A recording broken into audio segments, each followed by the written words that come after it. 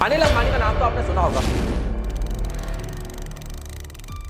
काफी सारे बैंक वाले इस समय उसको फ्रॉड कह रहे हैं, इसको फ्रॉड घोषित कर दिया गया है। तो ऐसा क्या रीजन है कि अनिल अंबानी के ऊपर 17,000 करोड़ का स्कैम का आरोप लगा है, प्लस जो उसका कंपनी का सीएफओ है उसको अरेस्ट कर लिया ईडी ने, बट अभी तक अनिल अंबानी जो कि चेयरमैन है उनको अरेस्ट नहीं किया गया। पूरा स्कैम फ्रॉड में डिटेल में आपको एक्सप्लेन करूंगा, होता कैसे, फ्रॉड के एलिगेशन लगे क्यों और सीएफओ को अभी अरेस्ट क्यों किया गया। देखिए सबसे पहले स्कैम के बारे में आपको बताता हूं। 17,000 करोड़ एक साथ स्कैम नहीं हुआ है, 800 करोड़, 850 करोड़, 1000 करोड़, सबको जैसे आप ज्वाइन करते हो तो 17,000 करोड़ का स्कैम निकल कर आया है। अभी 17,000 करोड़ का जो स्कैम है, बैंक वाले कह रहे हैं डाइवर्जन ऑफ फंड है। हुआ कैसे मैं आपको एक्सप्लेन करता हूं। बैंक वालों ने लोन पास करा अनिल अंबानी की कंपनीज को। अनिल अंबानी का उनका कहना है बैंक वालों का कि अनिल अंबानी ने जो पैसा बिजनेस में यूज करना था उसको शेल कंपनी में ट्रांसफर कर दिया। अब करते कैसे मैं आपको बताता हूं। 1000 करोड़ का लोन था, अनिल अंबानी ने एक मटेरियल खरीदना था उसकी कंपनी को, तो उसने 100 करोड़ रुपए शेल कंपनी को दे दिए, जो कि एक्चुअल मटेरियल की कॉस्ट 10 करोड़ रुपए थी। तो शेल कंपनी को 90 करोड़ का प्रॉफिट हो गया। अब 90 करोड़ या तो वो सेल दिखा के इनकी प्राइवेट किसी कंपनी में पैसा वापस डाइवर्ट कर दे, या फिर कोई टिकट खरीदनी हवाई जहाज की, प्राइवेट जेट की, कुछ भी एक्सपेंसिव लग्जरी खर्चा करना है, वहां पे उस फंड का यूटिलाइजेशन हो जाए। तो होता क्या है, इससे कंपनी लॉस के अंदर चली जाती है,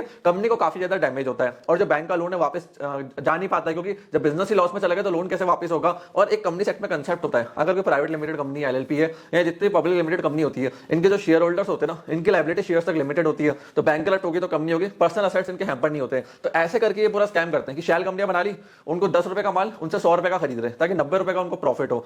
अब देखो ये पूरा कांड चलता क्यों है। जब बैंक ने लोन दिया अनिल अंबानी की कंपनी को, जब वो पैसा वापस नहीं आता तो बैंक का मैनेजमेंट जिस बंदे ने लोन सैंक्शन करा था उससे क्वेश्चन पूछता है कि भैया आपने लोन देते समय देखा क्या, फिर बिजनेस एक्टिविटी क्या देखी, रिफंड के प्रोसेस को कैसे देखा कि लोन वापस कैसे आएगा, इंटरेस्ट वापस कैसे आएगा। जब उन पे क्वेश्चन उठता है फिर वो डिटेल ऑडिट करता है। वो इन पे क्वेश्चन उठाए थे कि जो हमने लोन का अमाउंट दिया था 1000 करोड़, वो तो हमने सही दिया था, बट जो 1000 करोड़ जिस पर्पस के लिए यूज होना था वो हुआ ही नहीं, शेल कंपनी में रूट कर दिया, ऐसी फर्जी कंपनियों को बिल पास कर दिए जो यूटिलाइजेशन थी नहीं बिजनेस के लिए। तो वो एक पहला आरोप इनके ऊपर लगा है। दूसरा लगा है सीएफओ के ऊपर। देखो क्या हुआ था, इन्होंने एक सोलर कंपनी से 68 करोड़ रुपए का लोन लिया था। अब उसके लिए जिस कंपनी से लोन लिया उन्होंने गवर्नमेंट कंपनी से कहा कि भाई बैंक की गारंटी लेकर आओ। अब सीएफओ ने क्या करा, एक फर्जी बैंक से गारंटी का लेटर लिया जो बैंक की ब्रांच एग्जिस्ट ही नहीं करती थी, और उसी ब्रांच से ईमेल करवा दिया, जो कि ईमेल आईडी फर्जी थी, डोमेन फर्जी था। अब फर्जी वाला होता है कैसे, एग्जांपल दे रहा हूं, जैसे एसबीआई का ईमेल है, मैं क्या करूंगा फर्जी करने के लिए SBI-e-jaipur.com खरीद लूंगा, उसी से जीमेल आईडी बनाई, तो ये देखेगा उसको लगेगा ये तो एसबीआई का ईमेल लग रहा, आगे एसबीआई लिखा हुआ है, वहीं से सारा फ्रॉड चालू होता है। तो जो सीएफओ था, जब उसकी जांच हुई, सब उसके डॉक्यूमेंट देखे गए तो मालूम पड़ा बैंक गारंटी फर्जी थी, क्योंकि वो ब्रांच ही एग्जिस्ट नहीं करती थी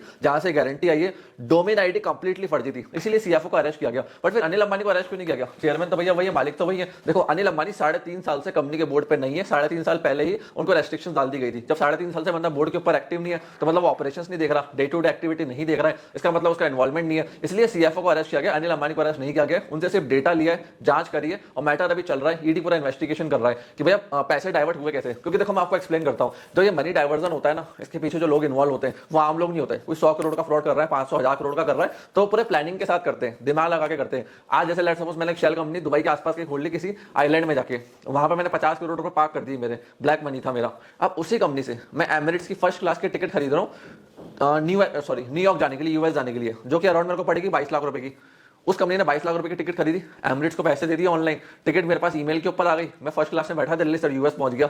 कोई ट्रैक नहीं कर सकता, कौन देखेगा कहां से पैसे गए। मैं तो टिकट लेके पहुंचा ना, वो कंपनी मेरे अकाउंट में नहीं डाल रही है, मेरे अकाउंट में डालेगी तो प्रॉब्लम होगी। टिकट खरीद के मेरे को भेज दिया, समझ गए इस बात को। तो ट्रैक करना ऐसी ट्रांजेक्शन को इंटरनेशनल डील्स के अंदर बहुत मुश्किल हो जाता है, कहां पैसे आए, कैसे पैसे गए। अगला वाला कहेगा भाई माल तो 100 रुपए का था, मार्केट हाइट चल रही थी, रेट जो हाई चल रहे थे, मैंने तो सही दिया, 10 का माल था ही नहीं। तो ये सारे केसेस चलते हैं, इन्वेस्टिगेशन चलती है, प्रॉपर डिटेलिंग होती है, फिर जाके मालूम पड़ता है ईडी को। तो इसलिए अभी तक अनिल अंबानी को अरेस्ट नहीं किया गया क्योंकि उनके खिलाफ कोई प्रॉपर सबूत नहीं मिले।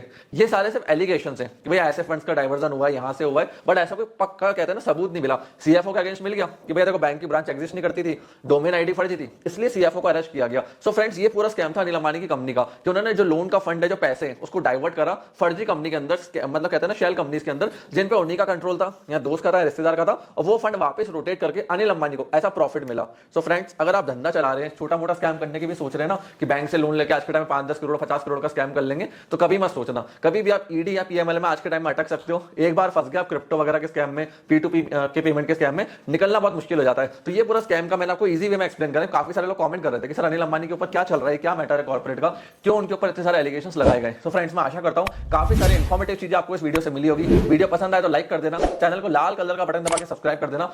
कोई डाउट है, क्वेश्चन है, कमेंट सेक्शन आपके लिए ओपन है, you can definitely ask, comment कीजिए, मैं डेफिनेटली उसका आंसर करूंगा। आपने इस वीडियो को यहां तक देखा, हम लोगों ने सपोर्ट दिया, उसके लिए धन्यवाद।